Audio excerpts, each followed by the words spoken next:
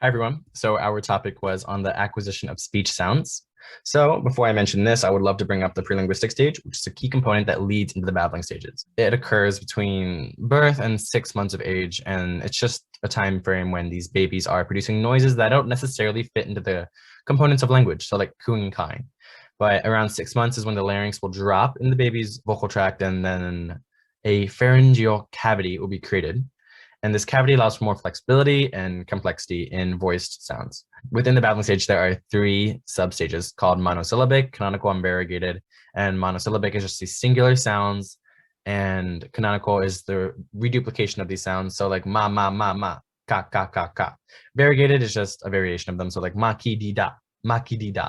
So babbling stage itself occurs between 6 months of age to 1 year of age, and it's just the time frame when these babies they're studying, they are mimicking exactly what they're hearing, or at least trying their best to, and basically making indistinguishable noises until they can produce real words. The book itself talked a lot about the babbling stage within boxes 2.3 and 2.4, but in 2.4 they made a great comparison to birdsong and how birds produce something similar to babbling stage, and they go through that kind of cycle.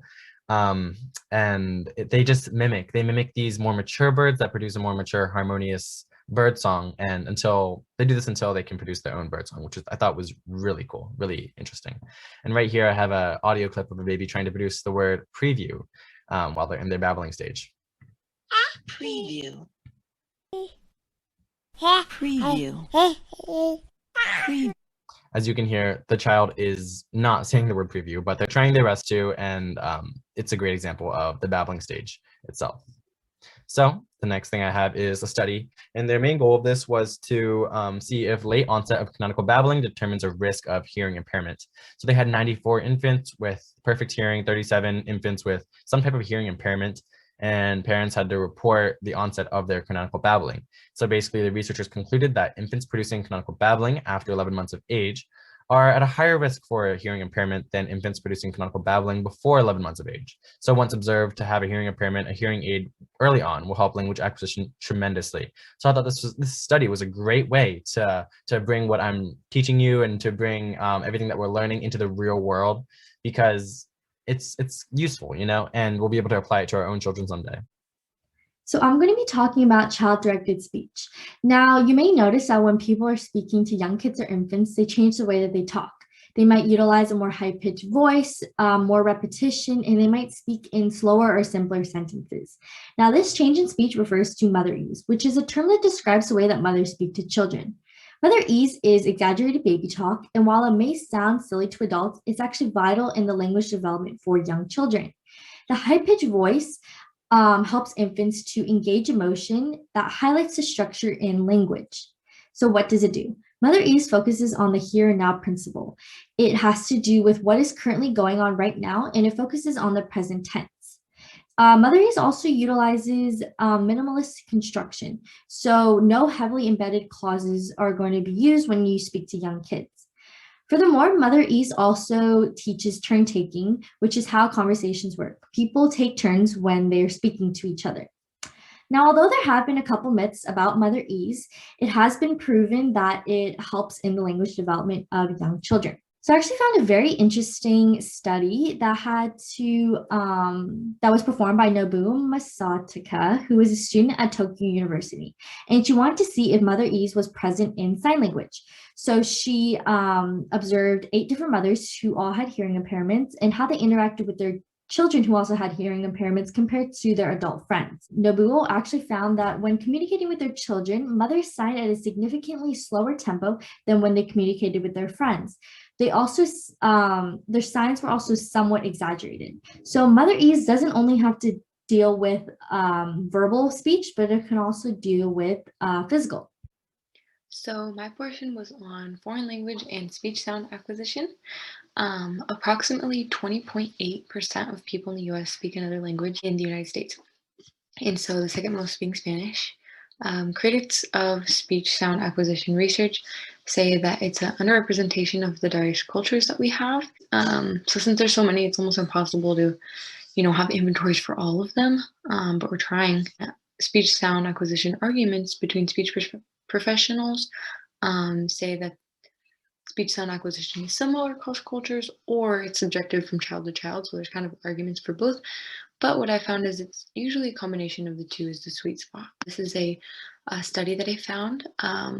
It's called Children's Consonant Acquisition in 27 Languages, a Cross-Linguistic Review. And the aim of this study was really to help more of like the speech pathologist in understanding how children acquire their consonant phonemes. So it was done across 27 languages in 31 countries, as it points out right there, with 26,000 children. So the chart to the right is going to be kind of like the IPA across languages. So if we look, this is 1 year and 10 months, 2 years, 11 months, so on and so forth. So as we look at this super rich acquisition here from the 3 to about 4 years of age in children. And then as you get to 5, it kind of dies out. So the results of this study were that by 5 years, 0 months, children produce at least 93% of consonants correctly. And that's super impressive to think, just at 5 years of age, they can have that impressive inventory. Spoken language and sign language. Spoken language is a language produced by articulate sounds using your nasal cavity, your lungs, your vocal cords, and your lips and your tongue. And sign language are expressed through manual articulations in combination with non-manual elements. For example, hand gestures and facial expressions. Sign language isn't normally conceived as a real language from some people, which can have a negative impact on children who need to learn it. Children with hearing loss, and there's 3 types of them. There are sensory hearing loss, there's conductive hearing loss, and there's mixed hearing loss, with mixed hearing loss being the least common and sensory hearing loss being the most common. Now, in a study of spoken language and sign language, Marcel and Paola all wanted to express the fact that sign language is just as real language as spoken language, and in no case any worse as forms of communication. So children from both the Netherlands and Flanders were taught both spoken language and sign language of their native countries. In the first figure, more children got more correct words in sign language than they did in spoken language, in both a targeted and controlled one. And in the figure 2, spoken language was actually faster in the targeted section in terms of reaction speed than spoken language was. So the results were that not only is spoken language as good of a language as sign language, that sign language was actually better in some cases. Here I'm going to present perceptual narrowing. Perceptual narrowing can be described as the perceptual changes that result in decreased sensitivity to certain sound distinctions, particularly those not phonemically relevant in the native language. Human infants become native language listeners through the process of perceptual narrowing. Monolingual infants are initially sensitive to a wide range of language-relevant contrasts. However, as they mature and give native language experience, their sensitivity to non-native contrasts decline. The frequency graph on the right describes the ability of infants red and blue to distinguish between ta and da. Infant blue has experienced the separate sounds ta and da more often and displays the ability to distinguish between them. The unimodal distribution illustrates infant red's ability to perceive a median between the 2 sounds. In a study done by Krista Byers-Heinlein and Christopher T. Fennell, Perceptual Narrowing in the Context of Increased Variation, Insights from Bilingual Infants. Bilingual infants showed unique developmental patterns in the perception of native distinctions, such as a U-shaped trajectory in the familiarity distribution and dose-response relationships.